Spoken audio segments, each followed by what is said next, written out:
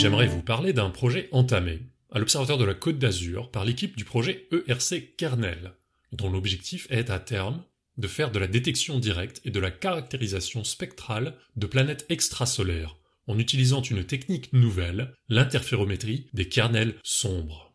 En 1978, Ronald Bracewell, physicien originaire d'Australie, publie une lettre dans le journal Nature qui présente une idée intrigante. Il semble en effet possible de faire de la détection directe de planètes en orbite d'étoiles autres que notre Soleil en mettant en œuvre un interféromètre infrarouge tournant sur lui-même.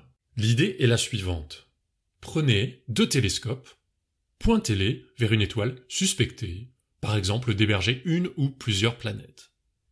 Ces 2 télescopes, séparés par une distance b, forment ce qu'on appelle une ligne de base interférométrique.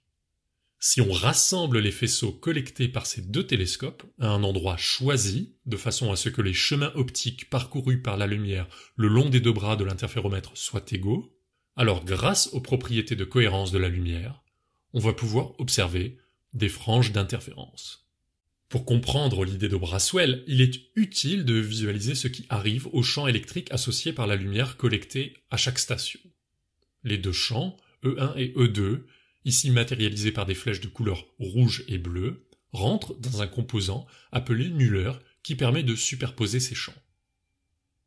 Pour réaliser ce nuller, plusieurs technologies sont utilisables, du vénérable cube séparateur de faisceaux à la jonction dans un composant d'optique intégré plus moderne.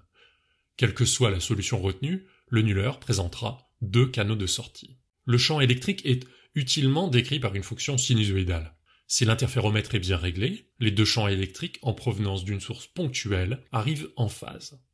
La somme des 2 champs, E1 plus E2, est redirigée vers la sortie brillante. L'intensité qu'on y mesurerait, avec un capteur comme une photodiode ou les pixels d'une caméra, serait alors proportionnelle au carré du champ électrique résultant. Pour la deuxième voie de sortie, la jonction applique un déphasage de pi radian, soit une demi-période, au champ électrique numéro 2. Les 2 champs électriques, maintenant en opposition de phase, s'annulent, ainsi que l'intensité qui leur est associée.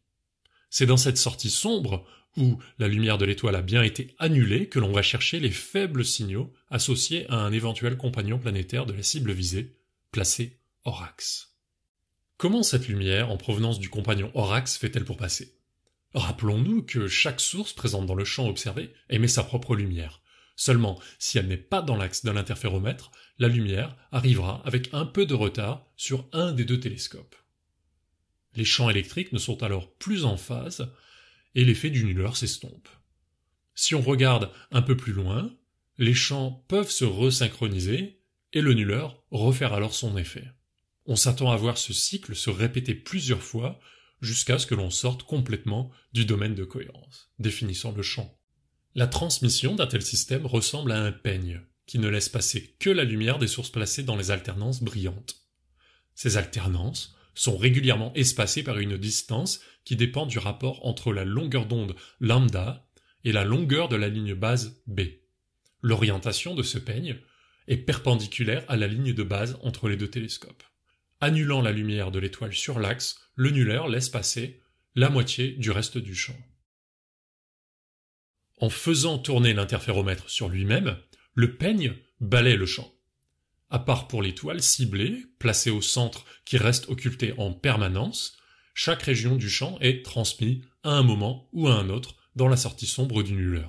Ainsi, si un compagnon planétaire est présent autour de l'étoile ciblée, on va observer une modulation du signal enregistré sur la sortie sombre. En fonction du nombre d'alternances observées et de la phase de cette modulation, on va être capable de contraindre la position de la planète.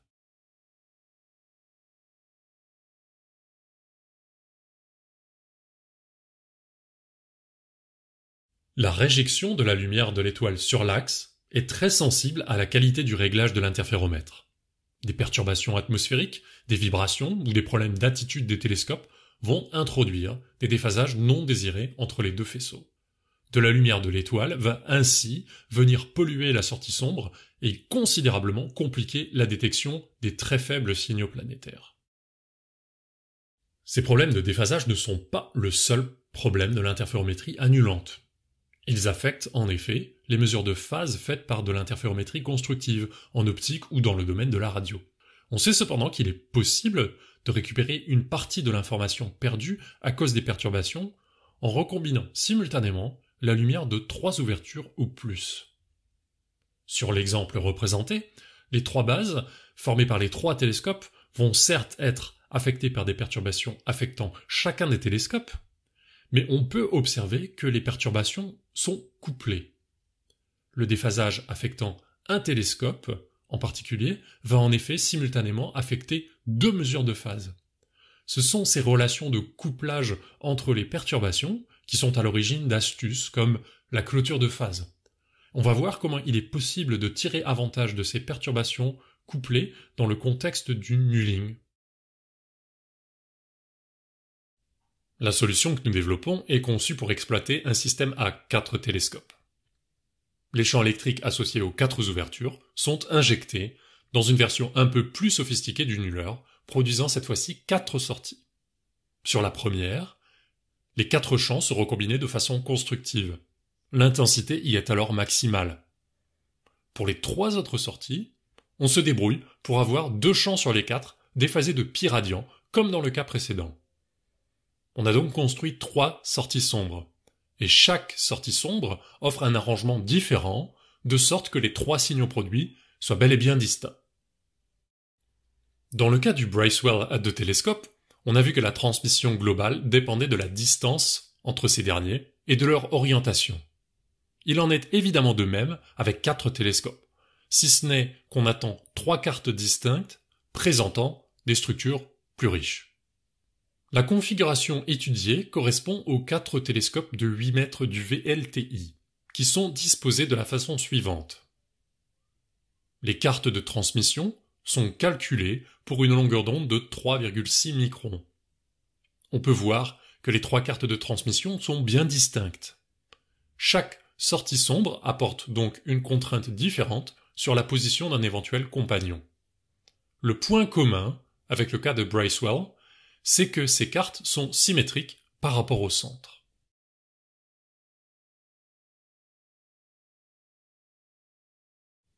Multiplier les télescopes ne répond pas au problème de la sensibilité à la qualité du réglage, et si on se contente de cette solution, on aura le même problème que précédemment, où de la lumière résiduelle de l'étoile va venir perturber les sorties. On sera alors incapable de savoir si la lumière mesurée à un instant donné provient de la source observée ou d'une perturbation de l'environnement de l'observatoire. La solution est de rajouter un étage qui reprend les sorties sombres et les mélange par paires, en respectant la recette suivante, détaillée pour les sorties sombres numéro 1 et 2. Pour en tirer une information utile, on va rajouter un déphasage de pi sur 2 radians sur la deuxième, ce qui va résulter en 7 arrangements des champs. On va répéter le procédé avec les 2 mêmes sorties sombres, seulement cette fois, c'est le signal de la sortie numéro 1 qu'on va déphaser de pi sur 2, produisant un arrangement différent des 4 champs électriques. On répète l'algorithme pour les 3 paires possibles, ce qui mène à un total de 6 sorties distinctes, qu'on va appeler sorties sombres mélangées. Ces nouvelles sorties mélangées vont par paires. On va voir ce qui se passe avec la première de ces paires. La première chose à remarquer, c'est la symétrie dans la réorganisation des flèches matérialisant les 4 champs électriques par rapport à l'axe diagonal représenté par la ligne pointillée. La seule différence entre les deux, c'est en effet l'échange entre les flèches jaunes et vertes. Cette symétrie va se refléter dans les nouvelles cartes de transmission des canaux, calculées encore une fois pour la configuration du VLTI. Contrairement au cas précédent, les cartes prises individuellement ne sont plus symétriques par rapport au centre du champ, ce qui veut dire que l'on va déjà, avec une seule observation, plus fortement contraindre la position d'un éventuel compagnon. L'antisymétrie de la réorganisation des champs électriques pour les 2 canaux se traduit par 2 cartes qui sont également antisymétriques. Il suffit de tourner l'une des cartes de 180 degrés pour vraiment s'en rendre compte. Le véritable avantage de cette architecture va vraiment devenir apparent lorsqu'on va voir comment sa réponse évolue en présence de perturbations. La mesure d'intensité étant insensible à la phase absolue du champ électrique collecté par les télescopes, le champ E1, représenté par la flèche rouge, est choisi comme référence. On peut donc tourner les deux diagrammes de 45 degrés dans le sens horaire et ainsi faire coïncider les directions des champs avec les axes réels et imaginaires du plan complexe. L'équation générale décrivant l'intensité enregistrée par canal est égale à la norme 2 de la somme des quatre champs, à laquelle vient s'ajouter une intensité incohérente qui dépend de la présence éventuelle de structures hors axe. Avec les flèches ainsi alignées, on peut expliciter la somme des quatre vecteurs de même amplitude, A, mais pointant chacun dans des sens opposés. Le résultat d'une telle somme est évident. Des perturbations vont se traduire comme précédemment par des déphasages non désirés des quatre champs recombinés. Comme on a pris le champ E1 comme référence, c'est le seul qui ne bouge pas. Si les perturbations sont suffisamment petites, on peut faire un développement au premier ordre de l'exponentielle décrivant le déphasage. La norme de la perturbation introduite sur la sortie peut s'expliciter de la façon suivante. Si on développe, on arrive à la forme quadratique suivante. Grâce aux propriétés de symétrie de l'arrangement des champs électriques, on peut voir que la norme de la perturbation sur la sortie numéro 2 est identique à celle enregistrée sur la sortie numéro 1. Ceci est une propriété très intéressante. Les deux canaux font en effet simultanément l'expérience de la même perturbation.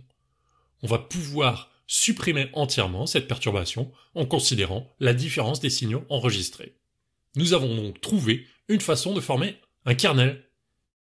Rappelons ici les deux cartes de transmission de ces deux canaux. Si on soustrait ces deux cartes l'une à l'autre, on obtient alors la carte suivante.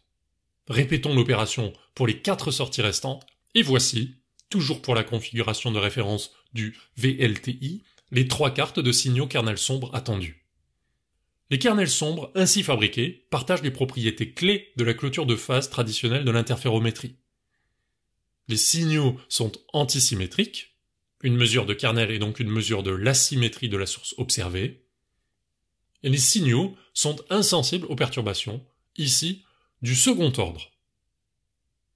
L'architecture proposée a donc réussi à produire des mesures qui présentent les propriétés des clôtures de phase, mais dans un mode d'observation optimisé pour la détection à haut contraste.